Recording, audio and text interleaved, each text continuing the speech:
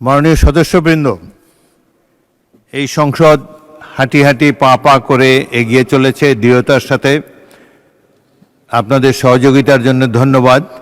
দু একটি বিষয় আপনাদের জ্ঞাতার্থে অত্যন্ত বিনয়ের সাথে পেশ করতে চাই। এই সংসদ জাতির আশা আকাঙ্ক্ষার প্রতীক। এই সংসদ সকল রাজনৈতিক এবং সামাজিক কর্মকাণ্ডের প্রাণকেন্দ্র হয়ে উঠুক, এটি আমরা সবাই চাই।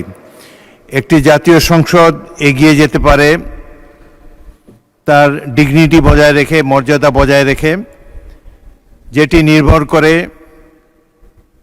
আইন কানুন, প্রচলিত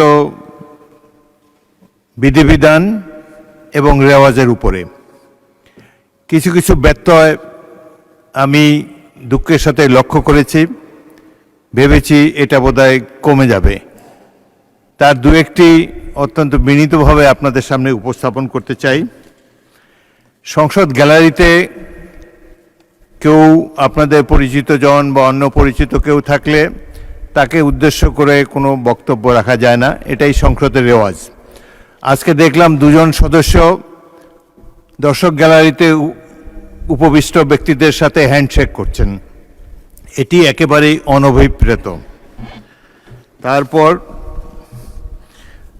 সংসদে অনেক সদস্য প্রবেশ করার সময় চেয়ারের প্রতি কোনো সম্মান প্রদর্শন করেন না, যাওয়ার সময় প্রদর্শন করেন না। এটি বিশ্বব্যাপী সংসদের প্রচলিত নিয়ম। ঢোকার সময় হয় মাথা নত করে কিংবা সালাম দিয়ে, বা বের হওয়ার সময়ও সম্মান প্রদর্শন করে তারপরে যেতে হয়। পরবর্তী স্পিকার এবং বক্তা যখন সংসদ চলে, এর মধ্যবর্তী অঞ্চল দিয়ে ক্রস করাটা সঠিক নয়, কিন্তু এটি আমি হামেশা লক্ষ্য করতে পারছি।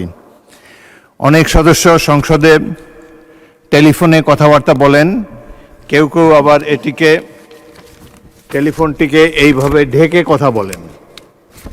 টেলিফোনে বাক্যালাপ সংসদে করার কোনো রেওয়াজ নাই।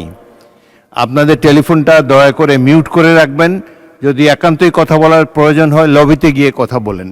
সংসদের মধ্যে কথাবার্তা বলা এটা সংসদের রীতি নেওয়াজের খেলাপ। এছাড়াও সংসদে ইতিমধ্যে একজনকে পানাহারেরত অবস্থায় দেখতে পাচ্ছি। সংসদে খাওয়া দাওয়া পানাহারের কোনো বিধান নেই। তো আমরা আশা করব, এই কথাগুলো বলতে আমার খারাপ লাগছে, কিন্তু অতীতে যে কয়টি সংসদ দেখেছি সেখানে এই ধরনের জিনিস ছিল না। তো আমাদেরকে এই সংসদের ট্র্যাডিশন বজায় রাখা আমাদের সকলেরই কর্তব্য। সংসদের মর্যাদা ক্ষুণ্ণ হয় এ ধরনের কোনো কিছু করা আমাদের পক্ষে অনুচিত। পয়েন্ট অফ অর্ডার অনেকেই রেজ করতে চান। পয়েন্ট অফ অর্ডার রেজ করার জন্য প্রকৃষ্ট সময় হলো যখন প্রশ্নোত্তর পর্ব শেষ হবে, তখন আপনারা খুব জরুরি হলে তখন দাঁড়াতে হবে, দাঁড়িয়ে বলবেন যে পয়েন্ট অফ অর্ডার, সাথে কোন বিধিতে সে বিধিটাও কোট করবেন। এইভাবে অতীতের সংসদগুলো এভাবেই চলে এসেছে। সুতরাং আশা করব যারা নূতন সংসদে এসেছেন, অধিকাংশই নূতন, রুলস অফ প্রসিডিওর বইটা ভালোভাবে পড়ে ইকুইপড হয়ে তারপরে দাঁড়াবেন, তাহলে আপনাদের জন্য সহজ হবে, আমাদের জন্য কোনো আনপ্লেজেন্ট কথা বলতে হয় না। মাননীয় সদস্যবৃন্দ, আপনাদের সবাইকে এই কথা মনোযোগ দিয়ে শোনার জন্য ধন্যবাদ জানাচ্ছি।